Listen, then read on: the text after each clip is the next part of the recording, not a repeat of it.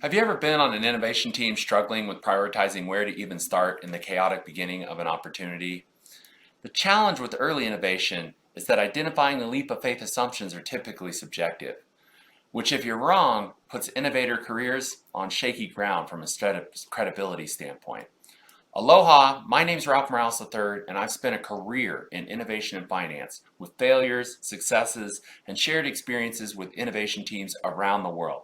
I help entrepreneurs discover and deliver on the return on innovation. If you come this far, the whole purpose of the journey was to prioritize innovation assumptions with high credibility and an objective approach focused on value seeking. So let me recap the journey so far. First off, I shared in part one the spectrum of knowledge as it means to objectively separate speculation, which is information based on conjecture, not knowledge, from the known, and the middle ground of uncertainty, where issues have an uncertain value but are within a known space.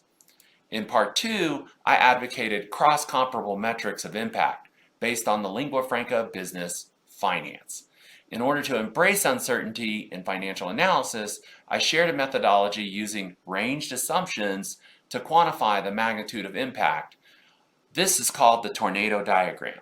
Now today, I'll merge these two objective approaches together and use them to guide credibility for an innovation discovery plan. We're going to need two things. First, a framework to classify the various issues, and then second, a process to dialogue them out. So let's dive in. In the first place, for a framework, we've got two dimensions, so we'll lay out a grid. For the horizontal axis, I lay down the financial impact with issues associated with high volatility to the right and lower to the left. Next off, the ignorance axis can just run straight up vertically. When we merge those two things together, we get a 3x3 grid where the different zones can inform a degree of innovation management action. Let me explain what I mean. In the upper right-hand corner, you have a high degree of speculation about the issue. It's a black box. You don't know how it works. But you know one thing, it drives a high degree of volatility in the financial outcome. That's discovery. To the left of that, you might have speculation and some uncertainty, but it has a moderate to low impact on the financial income. For these areas, you want to specify and navigate those spaces. Finally, at the bottom of the grid, you know how the issue behaves and you know that it can have a high impact. For that, you just want to validate that you understand how things work.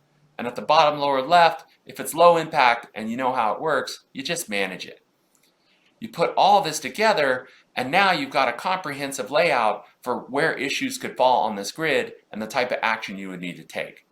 Now, let's move on to the process.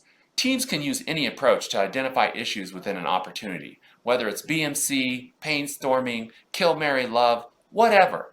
The key is you need an objective dialogue. This honestly assesses the level of knowledge or ignorance that you have about the issue and associates it with the appropriate value driver for impact. Once you do this for all the issues, you can wash, rinse, repeat, and the priority for which issues to address in a sprint or a lean method or a 100-day interview, whatever process you use, you know where to begin your prioritization. We're one step away from the end of this video series on how to build a credible innovation plan. In my next installment, I'll share how to communicate innovation readiness and relate discovery activities to stakeholders. Hit the like button and leave a comment on whether this approach to prioritization could build credibility for your organization. Until then, mahalo for watching and stay skillful.